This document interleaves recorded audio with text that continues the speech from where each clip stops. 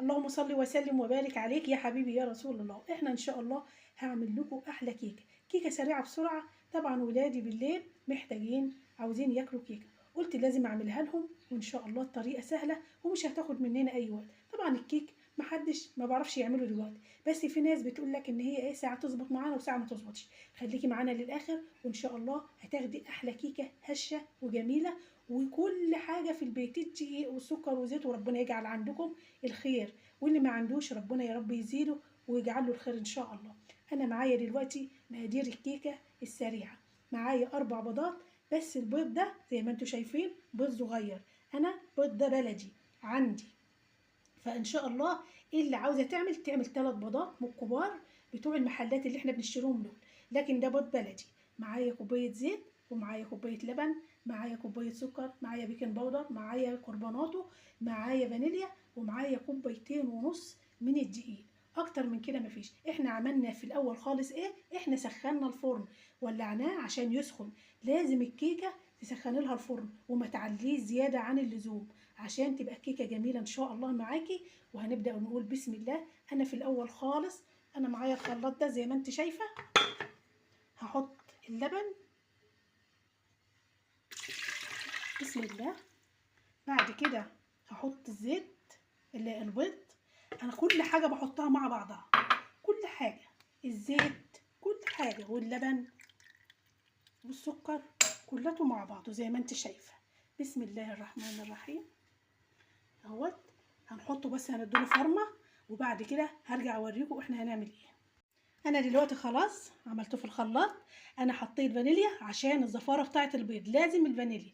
ما عندكيش في برتقان عندك هتبشري برتقانيه كده حته صغيره، وبعد كده بتدي ريحه حلوه قوي.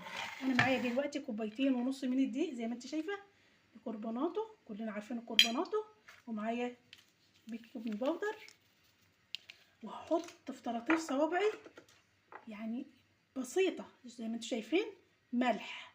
اكتر من كده مفيش. هنقلب تقليبه حلوه زي ما انت شايفه كده.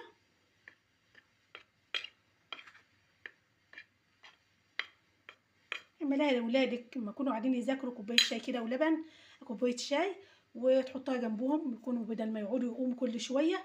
وربنا يا رب كده يسعدهم ويجعل سنتهم حلوه ان شاء الله، كلهم ينجحوا ومفيش اهل يزعلوا ابدا، وبالذات كمان بتوع الثانوي ربنا معاهم يا رب كلهم وما يزعلش حد.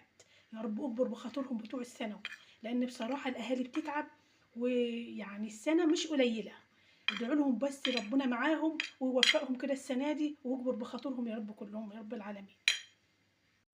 زي ما انت شايفه انا معايا الحله ديت، انا هعمل فيها افرغ فيها. طبعا مش هحطه في الخلاط عشان ما يبقاش تقيل على الخلاط. زي ما انت شايفه تحطي بقى معلقه بمعلقه كده، ما تحطيش نوبه واحده. انا طبعا نخله الدقيق لازم تنخلي الدقيق مره واتنين عشان الهواء يخش فيه. زي ما انت شايفه كده بكفايه اهوت.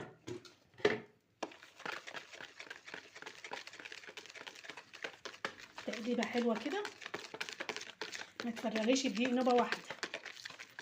بسم الله. انا هحط كمان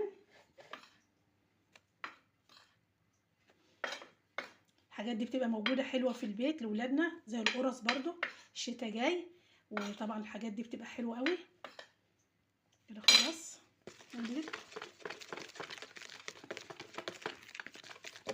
اللي خلطها حلو كده زي بتاعي تعمل فيها على طول، يعني نخلطها كويس ويستحمل ان هي تحط كوبايتين ونص من الدقيق تعمل. لكن انا خلاطي مش هينفع ان انا احط فيه الدقيق، لازم افرغه في بوله واعمله بنفس الطريقه زي ما انتم شايفين. زي ما انت شايفه بسم الله ما شاء الله كده. خلاص كده حلو قوي. تاخدي معايا اي حاجه عندك، اي صينيه عندك اعملي فيها. انا هعمل في الصينيه ديت، انا جبتها حطيت دهنتها بالزيت بالفرشه وحطيتها بطنتها بالدقيق زي ما انتم شايفين. بعد كده فرغ كده بسم الله الرحمن الرحيم.